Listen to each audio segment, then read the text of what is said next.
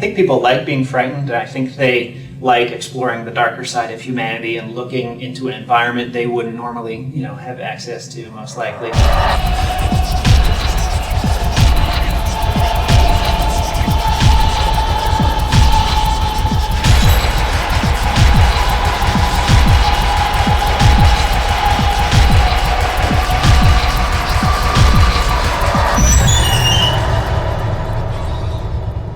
I think early on, the team would talk about what we found compelling in the horror genre, and far and away, The Shining was the movie that stood out for everyone as something that was uniquely horrific, yet not cheesy or ridiculous at the same time. It's a serious piece that is also intensely frightening. So we really wanted to create that same feeling of you're walking through an environment and then you're seeing visions of things that are you don't maybe understand right away, but over the course of the whole game, come to create a sort of a full picture of, one man's tortured soul and the horrible historic events that have taken place on this island. The island has had a colorful history, where there was a rock quarry that was used to build the prison. There was a beach where a ship wrecked. There's an old abandoned asylum, which is a Victorian home from the late 19th century. And that served two important functions, which was to keep the game environment varied over the course of the game and to allow us to sort of bring out history through recreating different architectural styles, or obviously a rock quarry is going to look very different than a beach and so forth. The way we portrayed the history of the island was to give the player opportunities to find bits of the history as they progress through the game. And in doing so, they uncover sort of a more macro vision of the island's nature.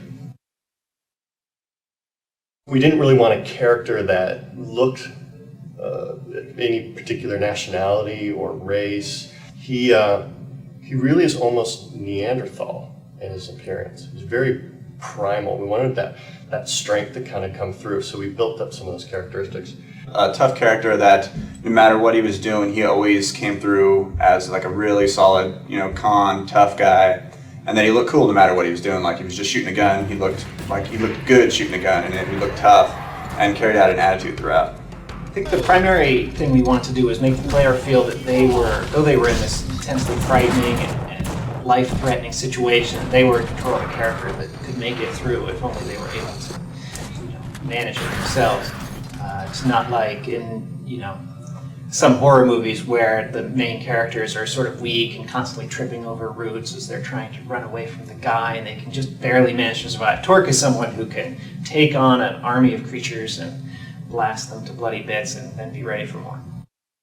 Well, the thing with Blood is it's actually a lot like a shadow map in terms of projecting geometry onto another object. So we basically take our Blood texture map, we figure out what objects collided with, and we send it through a projection matrix, and it ends up being rendered on top of the other geometry, looking like it's actually attached to it. There's actually a whole series of different effects and objects that come into play. We have everything from blood that sprays onto the wall behind you. We have the player actually will have blood spray onto him. He will be covered from face to toe. We have the enemy that you're hitting, of course, gets damaged. You can lose limbs, you can lose your head. It really feels like you're actually doing physical damage to the world. Something that was also important to me was to explore sort of the relationship between corrections officers and inmates. Since it is a prison environment, there's a lot of tension there between these sort of two factions, neither of which has really complete control over the prison. Oh, he won't say. Claims he blacked the whole thing out. A likely story. The needle's too good for him. Filthy inmate, they should all die.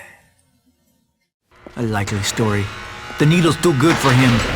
Filthy inmate, they should all die.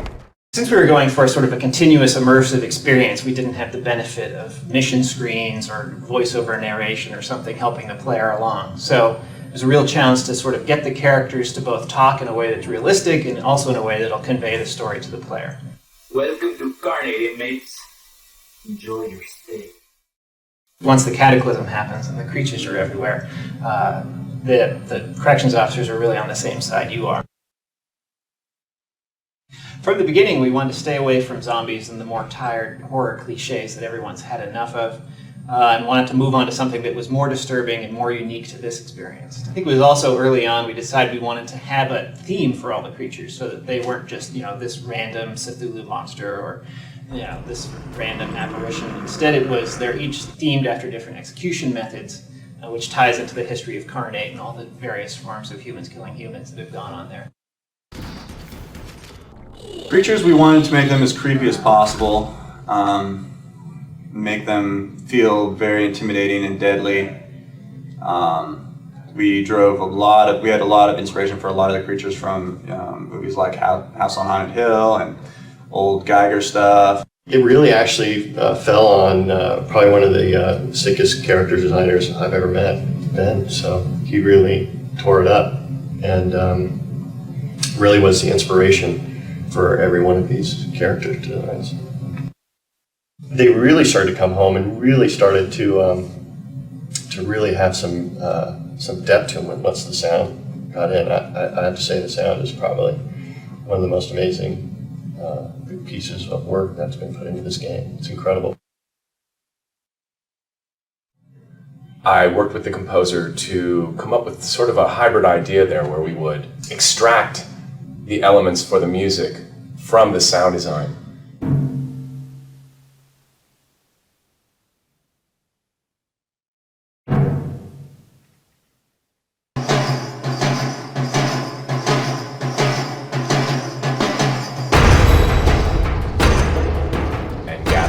Objects that were made of various elements, stone, steel, things that had long tones.